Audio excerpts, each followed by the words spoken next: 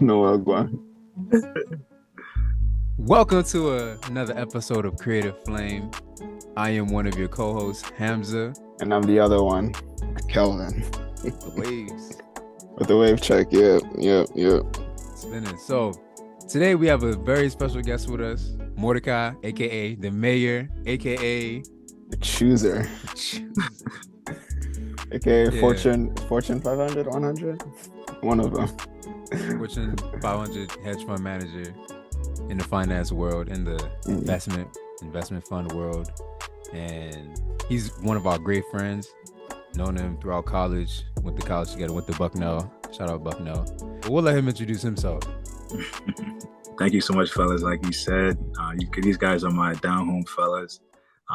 Known each other for a long time, and it's an honor to be a part of the early beginnings of this amazing platform for people to express their creative flame, you know? So it's just amazing to be here. So a little bit about myself.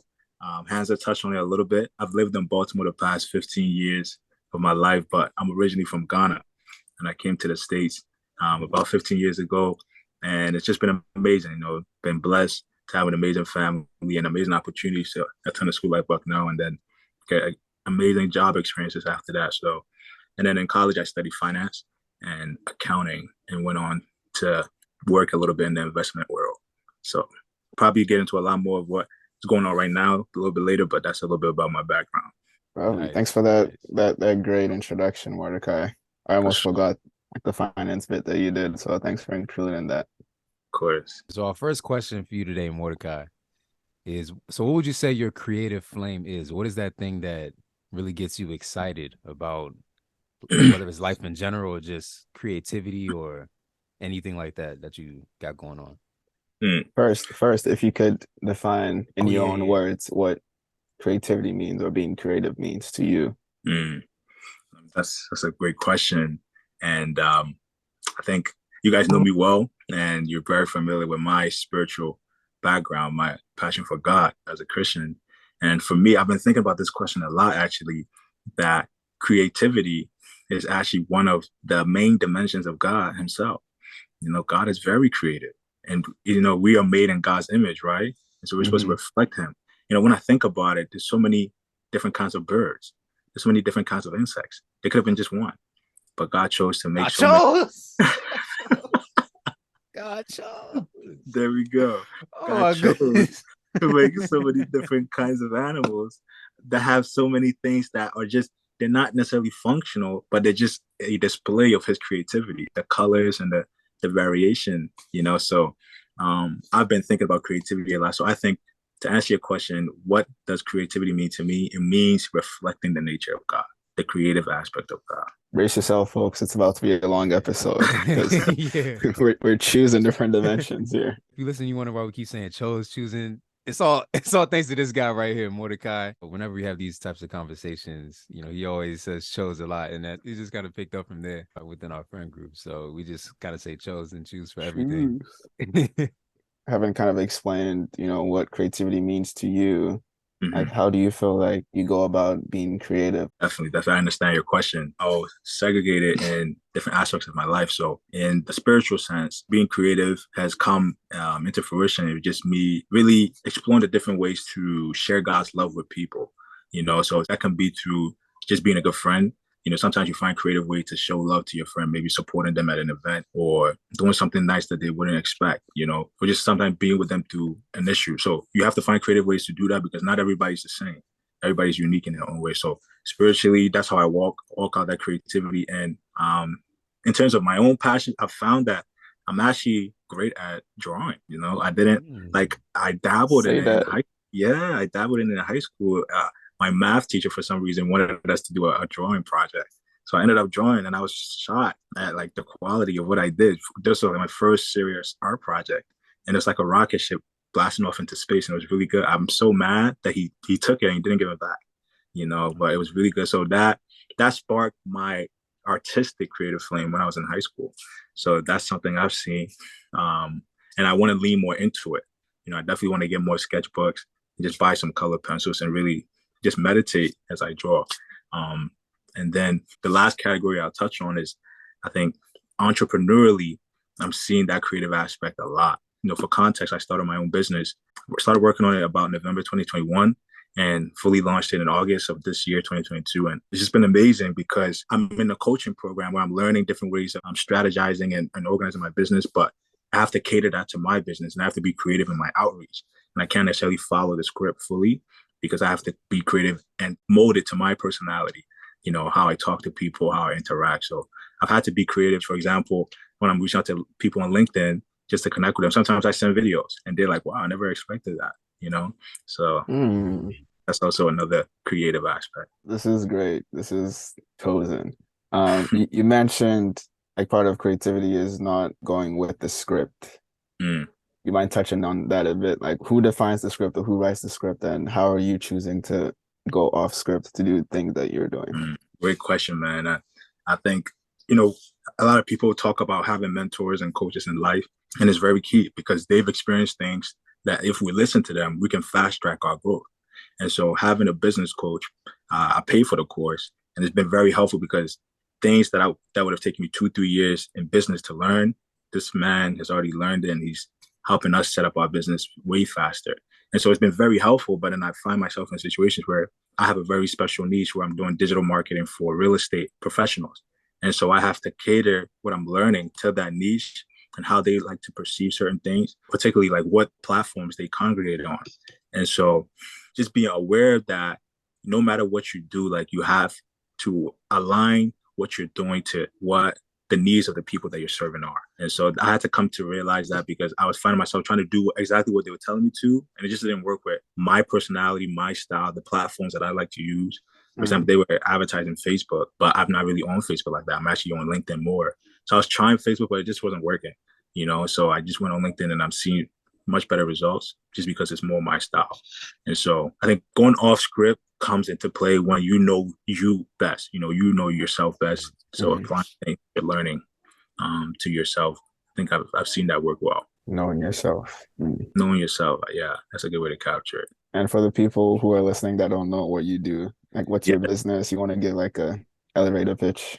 Yeah, so if any real estate professionals are listening, hit me up. My business, we are a full service digital marketing agency. We provide search engine optimization, web design, PPC, which is pay-per-click advertising on Google and Facebook, as well as business listing tools. So it's really comprehensive. It's a software as a service to help your business grow. And how we do that is we bring new leads for prospective clients to your door so that you don't have to worry about where they're coming from, so that you can focus on your business and not trying to find new clients to work with. So investing with us means you're investing in your business. So that's a little elevated pitch for what we do at ForScale.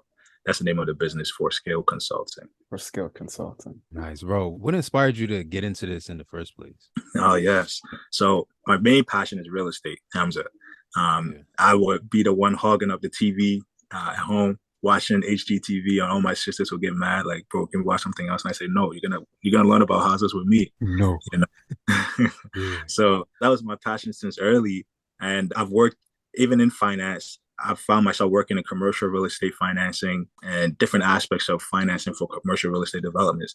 So I've been learning about that aspect of real estate, and digital marketing came up as I was just looking up new avenues of business that are in this digital age, this internet age, and digital marketing came up. So I saw how scaled it could be as a business, how there's a low barrier to entry, but you have to become scaled in the niche that you find yourself in. And I just said, okay, I like the business model. I wasn't necessarily passionate about marketing per se, but I like the business model. I like strategy. And so I found that the business model was good. And then I added that with my passion for real estate. So I found that digital marketing for real estate professionals is something that I could do to get established by myself as an independent. And then eventually my goal is to invest in real estate myself and be a real estate developer, God willing, develop some properties in Ghana and America.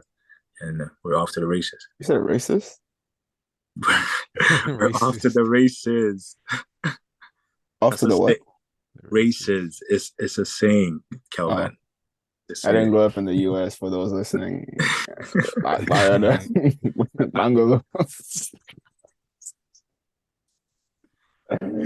don't know why. The other day I was at work and we were talking about something, and Well, one of the partners sent an email, and you know, some emails have like signatures at the bottom, and it's like either a quote or something. And the quote was something, something, something. We've reached a fork in the road. And I thought he meant he was walking and he saw a A fork fork. on the road. I was like, damn. And my coworker was like, nah, it means there's like a kind of a A split of split path. paths. Yeah. Wow. You have to Not growing up in the US is tough, bro. yeah. Uh, but Dang. So tell us more about this course and when you were first starting out, what were some of the things that you struggled with and what did you learn in this course that helped you overcome some of those early Mm, struggles? definitely, man. I'll tell you guys, I see the Creative Flame logo in the back of Kelvin, and I'll tell you, one day I had to come up with the name and the logo for my business, and I was so frustrated because I was using this AI tool and I would scroll for hours, just trying to find a name that fits, that works. I was just trying to come up with that. So it's just like that wasn't the only thing, but it was just very simple tasks that needed to get done, like even forming an LLC. They just took me a long time. Um, just because things will come up and sometimes it gets so frustrating that you couldn't even get those little things done. So you're thinking like, if I can't even get this done, how much more, getting sales, how much more getting my presence there. So it was a little bit discouraging at first, but I pushed through and I'm so glad I did because I'm reaping the rewards now. So I'm really glad I pushed through those very mundane tasks early on, mhm, that nobody saw but had to be done, in order for this to be operational. So that was one thing. And then um, the second thing that I had to push through is that I didn't realize how much of a perfectionist I am. I always thought I'm not detail oriented or I don't like to be bogged down in the details. I don't like accounting. I'm majored in accounting, but I like finance more. It's more high level. But I found myself, trying to make sure everything is perfect before I launch, everything is this before I talk to somebody. And the program that I'm in, to answer your question, teaches us, hey, you have to have a minimum viable product, right? You can't build a perfect business and then get in front of people and think you have the perfect solution to their lives. And then they're gonna mhm, just buy it because they've been waiting for you. No, get a minimum viable product, which just means get something that minimally fulfills their need. Just get it in front of them and see what they say. If they say no, you've learned from it. If they say yes, you go with it. And whatever hurdles you have to overcome, those are just learning experiences. And that's a concept from a book called The Lean Startup, where the strength of a startup is that you're able to shift and pivot because you're lean, right? So you shouldn't feel like you have to get the perfect product to get in front of your consumers, but just get products in front of them. And as you get in front of them, that's how you learn what they need the most, right? And so you're able to cater the product to their needs instead of trying to build the product behind closed doors and then come out thinking everybody's going to like what you just built because you were completely oblivious to the needs of the consumer. So that's what they're teaching me. And that's what helped me just start to get in front of people, say, hey, this is what I have. What are you thinking? And I'll ask them questions to understand them better. Wow, I like that a lot. So it sounds like the bottom line is taking action. You know what I'm saying? Like you said, getting that MVP, that minimum viable product, so that you can quickly test the water, so to speak, and get your product out there in the market so that you can see what works, what you need to change, what you need to go back and refine, so you can come back with a better product or a better solution. Exactly. And I think I would say that was getting started. And I would say now what the biggest benefit I'm getting from the group is accountability. One of the biggest reasons why businesses don't make it is because they don't have the entrepreneurs don't have accountability to keep them going. Entrepreneurship is a journey. It has its ups and downs. Just having a community that you're going through it with is very encouraging because we share wins. Somebody will just close a client, they'll share it in our group chat. Yeah, just close this client for this amount, and you get boosted. Like, okay, mm. people are doing it. So that encourages you to keep going, that your efforts will play out. So that's been a big benefit having that now. On Friday, I just got checked by one of my coaches. He was like, bro, stop making excuses. Just do the work. And I was like, dang, you're right. Say So that. I, It's that so simple. that cut me a little bit. It humbled me, but I'm like, you Yeah. know what? I haven't making excuses. I'm going to watch the videos and implement them, so. Hmm. Sometimes we need that tough love. Sometimes we need that push, that Mhm. kick in our behinds to just do it, literally. Yeah. I think even with us when we were starting this, there were several like, you had deadlines, but it wasn't like, I mean, maybe it was, but it was very like, we have to do it, but then we change our mind and then we have to do this and then we change our mind again. But with your accountability thing, I definitely feel that. I think entrepreneurship isn't easy. And like, I think what makes it a bit more manageable is that accountability, whether it's with a group of people or like a cohort. One question I kind of had was, you did mention you have a group chat that kind of keeps you motivated and all that. But aside that, how do you individually keep yourself motivated? Definitely. I love that question. I've been thinking about that. And Friday, I had an epiphany. You want to hear the epiphany? For sure. Yes, yeah. So I had an epiphany because, at first my goal in leaving my 9 to 5, my primary goal is to just align with the purpose of God for my life, which is, to be a blessing to other people, to have a little bit more time freedom so I can serve other people, encourage them and walk in my destiny. But, as I'm starting out, to be frank with you guys, when you're so focused on business, like you're become a little bit consumed by it if you're not careful, consumed by like making the money, making sure you're on good footing, which is not bad, but just consume my mind a little bit. But what God reminded me of is like, hey, what all that you're learning in business, you're learning very powerful principles of how to set up industry, how to serve and cater to the needs of people. And that's all business is fulfilling a need and getting paid for it. So I'm learning skills that that I can easily teach others and empower others, whether Christian or not, but primarily my heart is for Christians, who have ideas, who have creative ideas, but don't know how to bring it to life because they don't know the principles of management. They don't know the principles of sales or marketing. And this is what makes a business.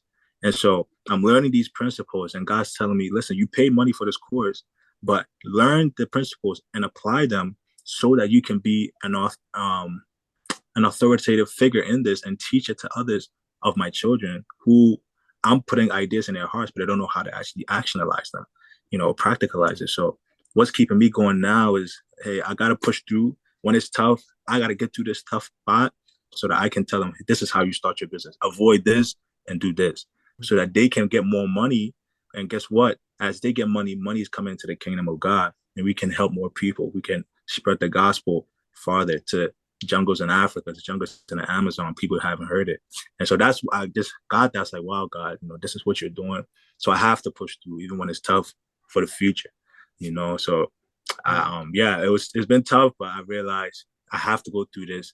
I have to die to myself so that others may live, in the future. So that's what's keeping me. You have to choose. Yeah. Speaking of this group, tell us more about this group that you are involved in and about this course that you bought. What is this that you're talking about here? Tell us more about that. For sure. It's a program called Consulting Blueprint, and it's ran by this young man, it's called Trey Cochran. He's on YouTube, and Shout out to Trey. Shout out to Trey. He's 22 and he's a young man, but he's built a consulting agency where he's consulting business people, and he's making a lot of money doing it. He just learned these principles early. He started out as a photographer. He never went to college. He never worked a 9-to-5 job, but he just started out straight up business. He was homeschooled and just started out doing business and paid for courses, learned these principles, and now he's built his own business, and now he's consulting other people who are building businesses. So I joined the group. It's a paid course, but it was an investment that I just vetted him, and he's also a Christian, which made me feel very, even more confident and invested in him. I'm definitely seeing the rewards now because it's just like God almost like paved the way for me to start off well. I can definitely see how it would have been tough being apart otherwise. So to talk more about the group, we have daily coaching calls at 2 p.m. where we get on, we share, what's going on in our business. They're themed. So sometimes we're talking about our systems, we're talking about marketing, we're talking about mindset. So that keeps us going, and we're able to just check in. And then we also have a group chat where we share wins. We share creative ideas to help each other keep going. You share losses too? Oh, definitely. So there's different channels in the chat. People ask questions like, hey, this is tough for me, or I'm having this mindset issue, I'm having this limiting belief. How are you guys getting over this, So we keep each other encouraged in that chat. So you mentioned that before, going back to what you said earlier about pushing through those roadblocks in order to eventually get to the point where you're able to inspire more people, Christian, not Christian, more people in general to uplift and build their own creative ideas. And so, but I wanted to ask, like, what's the end goal for you creatively or entrepreneurially? Or you mentioned like building schools in Ghana? Just developing properties, yeah. Oh, properties, yeah. Developing properties and stuff like that. So that's like for the most part your goal like long term? I appreciate that question. It's a part of it. I just like real estate, and I see that one is a way to get cash flow. So financial stability and even financial success is so that I can give back.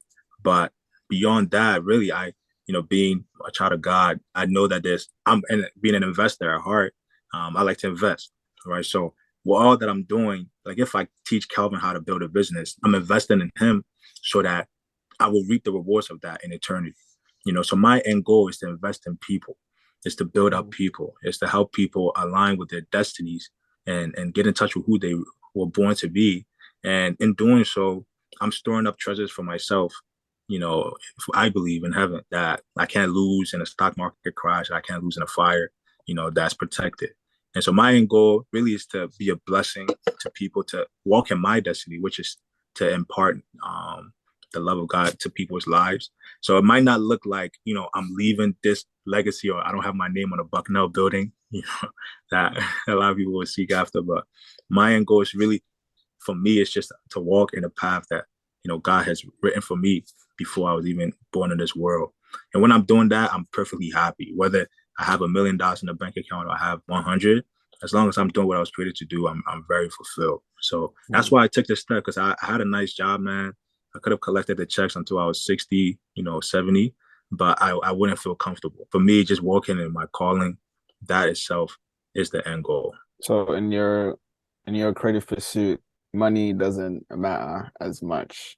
I want to phrase it like I know money matters, like obviously the bills have to get paid, you have to get fed, shelter and all that. But it's like understanding that the basic necessities have to be met. After those are met, money isn't as much of I don't know how to phrase, like an issue or a motive. It's more about like your impact, whether it's like you were saying, investing in people. Yeah, just to even add to that, I think there's double-sided, because money is a tool that you can use to have impact. And really, a big part of being a child of God is that, hey, my father owns this whole world.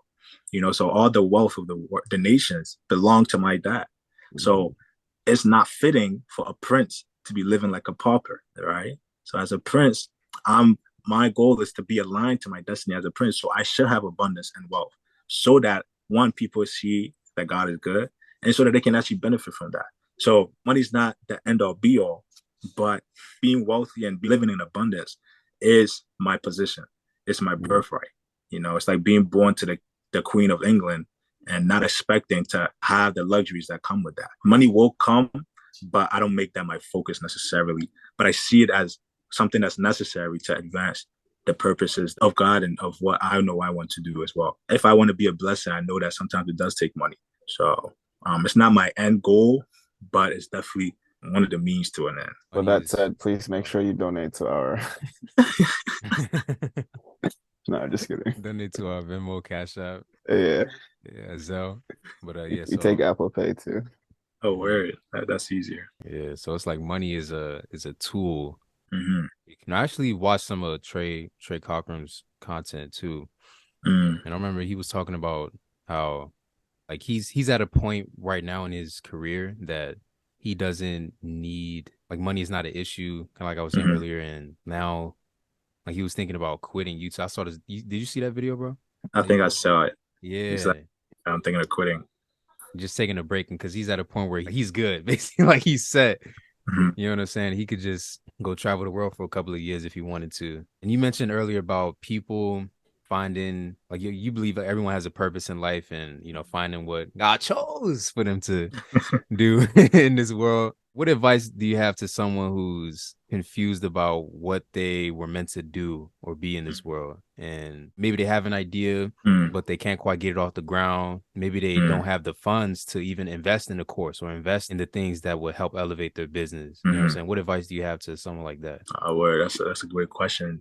You asked the question about what's a part of it is very spiritual. So the spiritual aspect is you coming into a relationship with God himself through Jesus Christ. That's a big step. That's the first step, I would say, if you want to pursue that spiritual aspect of knowing your purpose.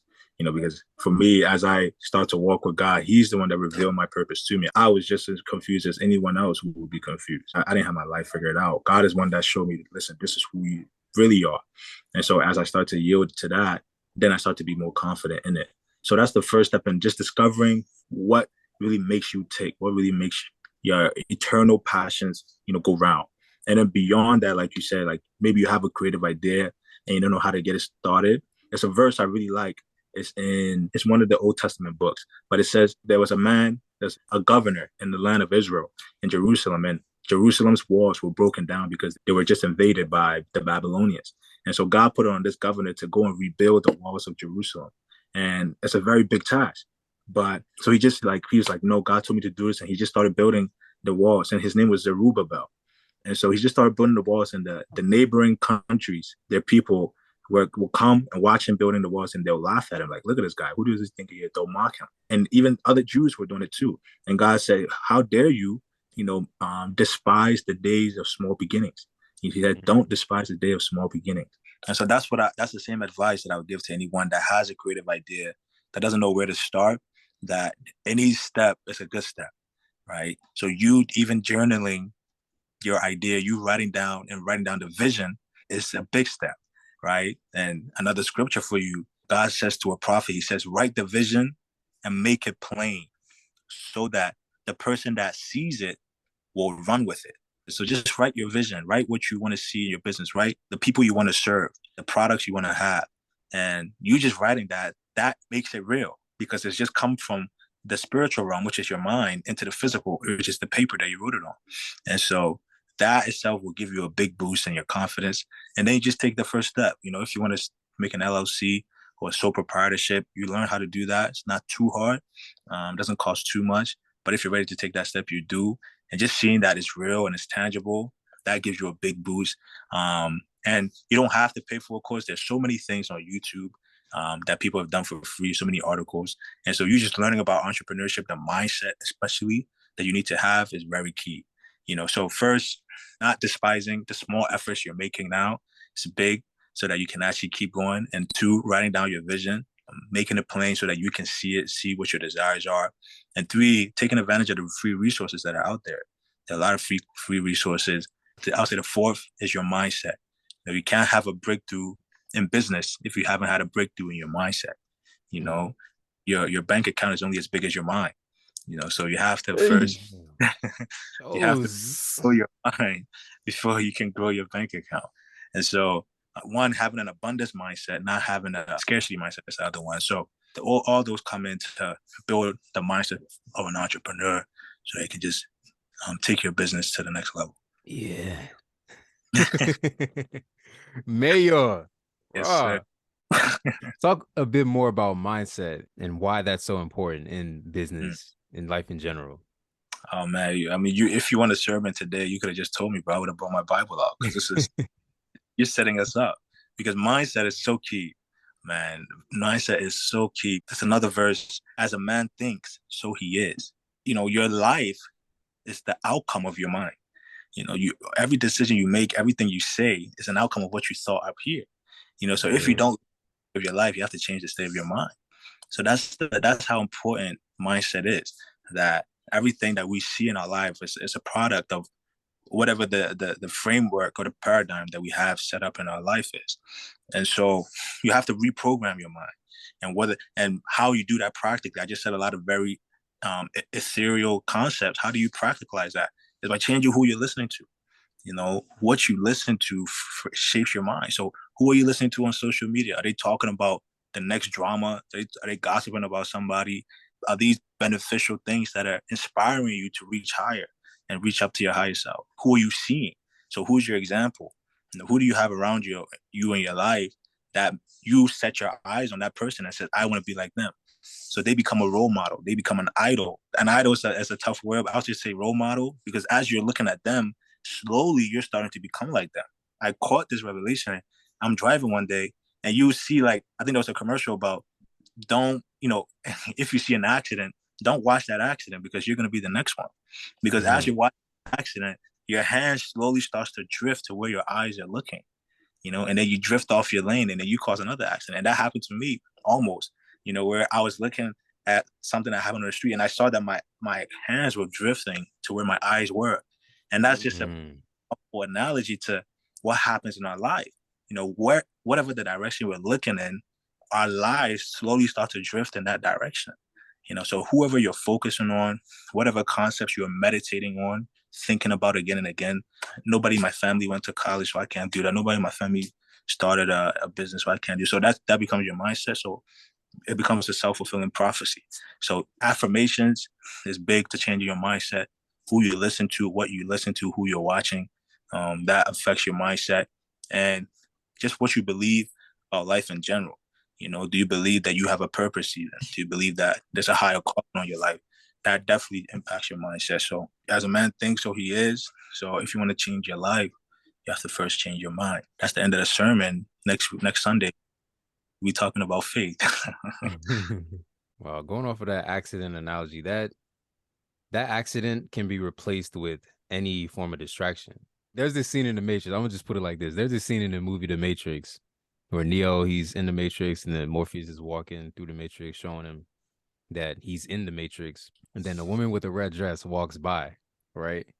Mm-hmm. The woman with the red dress represents, a fine woman, what I'm saying, a woman that looks good, a beautiful woman. So he saw her, Neo saw the woman in the red dress and like looked back, broke his neck as he was walking. You know what I'm saying? And then Morpheus was saying something. Then he said, look again. And then he turned around. And then it was an agent pointing a gun at his head. And then the Matrix froze. And then I don't remember what exactly he was saying, but bringing it back to what you were saying, that is so important, because oftentimes these things can distract us from what we're doing, what we're involved in, on a day-to-day, and can make it so, and just take us off course with what we're doing. Yeah, you gotta take the, what is it? He took the red pill, right? Or did he take the blue pill? He took the red pill. The red pill. So really, honestly, fellas, like there's a lot in our lives right now that are very time consuming. Social media especially. There's nothing wrong with it. It's a very powerful tool, but you can just find yourself scrolling for 2 hours and you don't know what you just did. You don't know TikTok. Like it's so crazy that is part of our lives now. You can just literally spend 2 hours and not know where the time went. And that's precious time. Time is the rarest commodity. So I feel like we as a society, we've come to really devalue time. And I feel it myself when I just find myself doing mindless things. But those same hours could have been spent, even spending an hour with my family. That's very powerful. That feeds my soul. So I think, just definitely valuing that time and taking that red pill out of all the distractions that could potentially take us off course is very key. And just comment on that, going back to the creative flame, I'm learning how to be creative about optimizing my personal life. So definitely time management is key in this phase of life that I'm in, and seeing who do I want in my life and how much investment do I want to make in different aspects of my life, whether it's families, friends, ministry, serving people, and still building my business. It's a balance. It's a balancing act for sure. But I'm going to learn how to be creative with that, and so that's another aspect of the creative flame that I'm finding out is time management done creatively. He chose the red pill. That's right. I think I like the analogy of, you're driving and you see an accident and then you get distracted, because you're right. Like if you do even look for 2 seconds and it's like, ooh, then you're going to crash, and then someone else behind you will be going and they look you, and then it's a whole slippery slope cycle reaction. But I think creatively it's like the same could be said for, you're pursuing whatever creative mode you're in, and like you're on Instagram and you're seeing like, oh, this person is doing the same and they're getting so and so amount of followers, and then you become like, I don't know what the right word is, but it kind of slows you down, and it gets you feeling like you're not good enough, or you're not choosing enough, or like that kind of thing. And I think distraction doesn't have to be like physical. It can be emotional or mental or financial or social, however you see it. But like those things are there, and it's depending on whichever creative like path or journey you're on, like it will look different for everyone. Any final thoughts? What's your last message to our listeners listening? Yes, I think the name of this podcast is very powerful. I think one of the things that really, not to diss anybody or anything like that, but I just found, in corporate America, there isn't a lot of space for creative flames. You come to work told what to do unless you're in a creative work environment. I think for me, I'm saying that coming from a finance background, like you have to have a passion for what you do, and there's some flexibility and creativity that you can have with that. But I just know that everybody has a deeper creative flame that sometimes the intensity of work and the work life in American culture, sometimes it doesn't allow you to fully express that. And so I would just say I like this podcast and the theme of it a lot because I think a lot of people will have a more fulfilled life once they discover their creative flame and actively live it out. And that's what I'm finding. And it's not always easy, but it's still fulfilling the whole way because you know you're doing something that's deeply satisfying. And so what I would say to the listeners is, hey, I love that you're taking the time to stir up your creative flame, stir up that fire, feed yourself with what keeps it alive, with good fuel. And by the time you know it, you'll be setting the forest on fire. So yeah, keep that creative flame alive, guys. Yeah, bro, I agree 100%. Corporate America definitely suppresses that flame, that creativity. It's like at work, you kind of have to, in some ways, dim our light, dim our flame to make ourselves more digestible to the corporate world. You know what I'm saying? Especially as young Black men, you know what I'm saying? In this predominantly white space, it's hard for us to navigate that as young Black men because of the racisms and the prejudices that do exist within these types of spaces. And even when you have a creative job, in my experience, not to bash my old job, or anything, but there are going to be parts of it that you don't enjoy. There are going to be parts of it that you don't necessarily like doing. And that's with anything, even starting a business. Like you said, there were parts that you had to learn that were tedious that you had to do in order to get that off the ground. With that being said, the very nature of that corporate environment, that corporate world, capitalism, it's like having that creative job is not as fulfilling as you would think because you're kind of just doing as you're told. Like, oh, Hamzz, I need this type of beat, or I need that type of beat. Like, yeah, I was fulfilled in that I got to do what I loved creatively and as a job, but doing it as a job took the passion out of it, at least for me, and it turned it into something that I had to do. You know what I'm saying? And changed the relationship with music for me because it became a job and it became something I had to do. Now I'm not able to create what I want to create as much. Now I'm not able to put my own creative vision on the work that I do. Well, I don't pay too much attention to like celebrity culture and stuff like that, but I remember I've been seeing stuff on Doja Cat who said that she's really not happy. Like you would think she has it all, she's #1 hit single, top pop artist, but like at the end of the day, she's not happy. At the end of the day, she doesn't even like doing music because as a recording artist, when you're signed to a label, they control when you release, they control what you release, they control how you release it, how you make your music. And so it's like, yeah, it's their job to make music and to find artists and whatever, but they're literally taking the passion out of the music and commodifying it under the capitalist system in order to extract the most monetary gain out of it. And so that's a whole other episode. That's a whole other episode. Yeah. My conception would be like, oh, if you have a creative job, you're able to fully express your creative flame. But that might not always be the case. Because I think just sometimes having your creative flame be your job can sometimes quench that creative flame a little bit. Yeah, I agree. I think sometimes you'd expect being in a creative environment for work would make your flame kind of burn more. And it might be the case for some and not others. Like for me, I started working, it was kind of like, yeah, I'm good at design, I'm good at photos, I'm good at filmmaking, but it was always, it's a sign, hey, we need this, go do this. And I did it well, but then it's also at some point it feels draining because Hamzz put it well, it's like it becomes commodified. I don't even know if there's a real solution, but for me, the shift that happened or the change was making them know like, hey, this can work. I would like to try this, like trying something, kind of like what you said with scripting. Like there's a script you have to follow. And then if you suggest like a new script, then it's like it opens your book to like 6, 7 more chapters rather than having just 2 chapters and ending the book, like Definitely. making, and maybe another form of creativity is going off script and trying something new. If it works, great. If it doesn't, then you learn from it.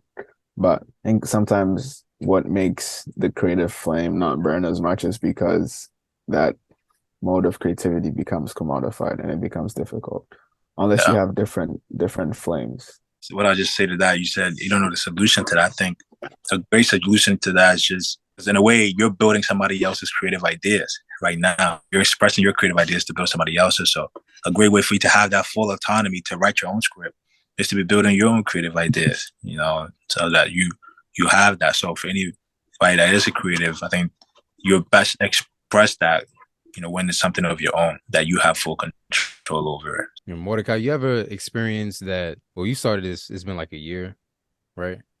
Yeah. It's been like a year. So in your time in doing this and having your own business, do you ever find that sometimes your business, like that flame consumes you in a way, or how do you navigate that as a business owner? Definitely. I think for me, the flame comes from being able to think high level, think about strategy. I love thinking about strategy, and I like interacting with people. Settings like this, I enjoy. I like people, but for me, what has the potential to quench that flame a little bit is the administrative aspect of having a business. So I have to do administrative tasks. I have to put people in my CRM, follow up with them, keep up with my emails. I don't necessarily enjoy all those things, and they can suck up a lot of decision-making power and brain power throughout the day. And I'd rather spend that thinking about new business ideas, thinking about how to improve my current business, even understand my product much more so I can explain it with confidence, but sometimes just thinking about how to even reach new clients, that's a big thing. So I find myself, as a business owner, especially in these early stages, I'm juggling a lot of positions. I'm the executive assistant. I'm administrative planner. I'm the marketer. I'm the salesperson. I'm the CEO. CFO. I'm the CFO. I'm the back end tech guy, making sure. So it's a lot of hats. HR. I hired myself. I can fire myself. Yeah.